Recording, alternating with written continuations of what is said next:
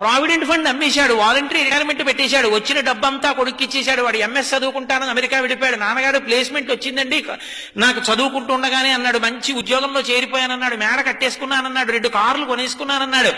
ఒరే ఒక్కసారి రారా అంటే మాత్రం నాన్నగారండి ఇప్పుడు సెలవు కుదరదండి, నేను వస్తానండి, స్కైప్ లో చూడండి నన్ను కావాలంటే అన్నాడు. ఎప్పుడో వస్తాడు వాడు, ఉన్నదంతా వాడికి ఇచ్చాడు. ఒరే నాకు ఇస్తావా అని అడుగుతాడా తండ్రి? అడగడు. ఆ పెంకుటింట్లో ఉంటున్నాడు. నాన్నగారండి విమానం అంత కారు కొనుక్కున్నానో ఫోటో పంపించాడు. అది చూసి ఈ పెద్ద ఆయన పెంకుటింట్లోంచి రోహిణీ కార్తెలో ఉత్తరీయం నెత్తి మీద వేసుకుని ఎదురింటికి వెళ్ళి తలుపు కొట్టి మా అబ్బాయి విమానం అంత కారు కొనుక్కున్నట్ట ఫోటో చూడండి అంటాడు. నువ్వు పెంకుటింట్లో ఉంటున్నావు కదరా అంటే, పోన్లేదురో ఎంతకాలం బతుకుతాను, మా అబ్బాయి సంతోషంగా ఉన్నాడుగా అంటాడు. కొడుకు యొక్క సంతోషాన్ని చూసి సంతోషించగలిగిన వాడు తండ్రి. తను సంతోషించి కొడుకు సంతోషించాలనడం అది తండ్రితనం అంటే.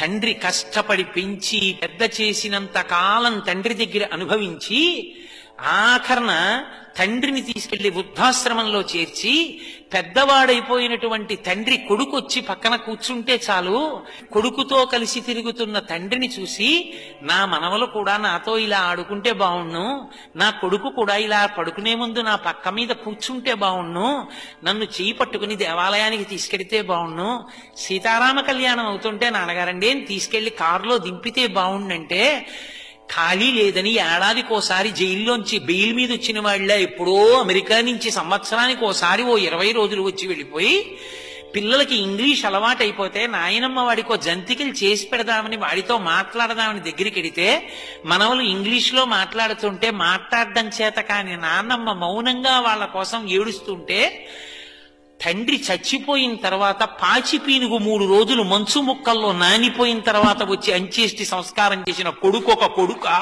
వాడి సంపాదన ఒక సంపాదన. తండ్రి పక్కన కూర్చున్నవాడు తండ్రిని సంతోషపెట్టినవాడు కొడుకు. విదేశాలు వెళ్ళొద్దంటలేదు, ఉద్యోగాలు చెయ్యొద్దంటలేదు, కానీ తల్లిదండ్రులు పెద్దవాళ్ళు అయిపోయిన తర్వాత వాళ్ళ సంతోషాన్ని తీర్చడం కూడా కొడుకుల కర్తవ్యం.